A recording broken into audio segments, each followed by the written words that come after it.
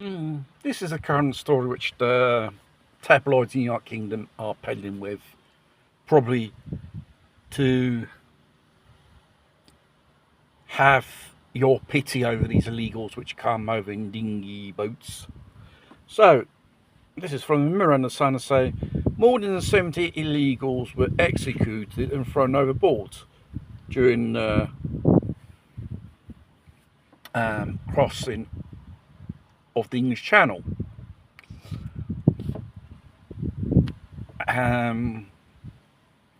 Where are these dead bodies? Or it's just some invention, or these one of the last arrivals to obtain so-called asylum here in the UK.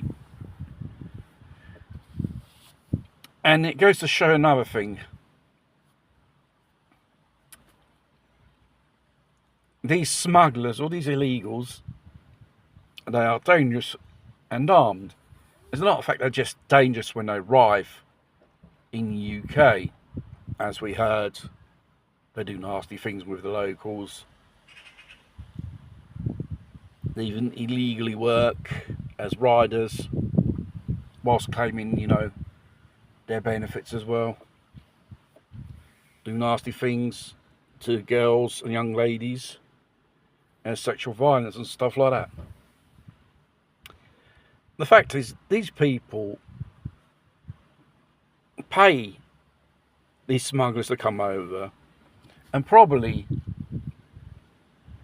they'll be directly addressed to some type of contact there, which, like all type of organised crimes or human smugglers, they will have to pay off this so-called debt, which they had to pay to be taken over. Thus, in illegal activities with drugs, commit other criminal offences like theft, robbery, and so on. They just enter the black mark as foot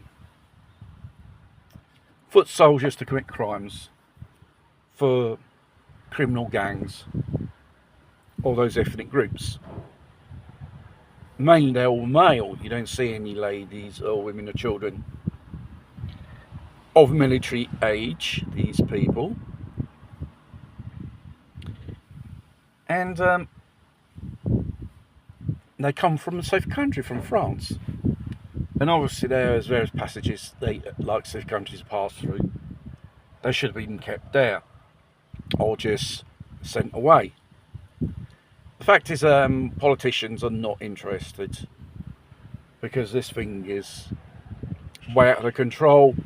Or probably they're a part of this narrative or this situation, or these illegals coming over all of a sudden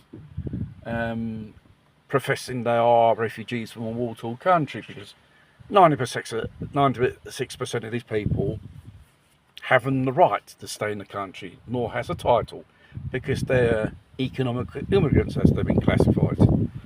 As from a quote is from a frontier police officer here in Italy, when they have to deal with situations like this. So it's basically all the situation, probably whether it's a frontier with another nation or seaport,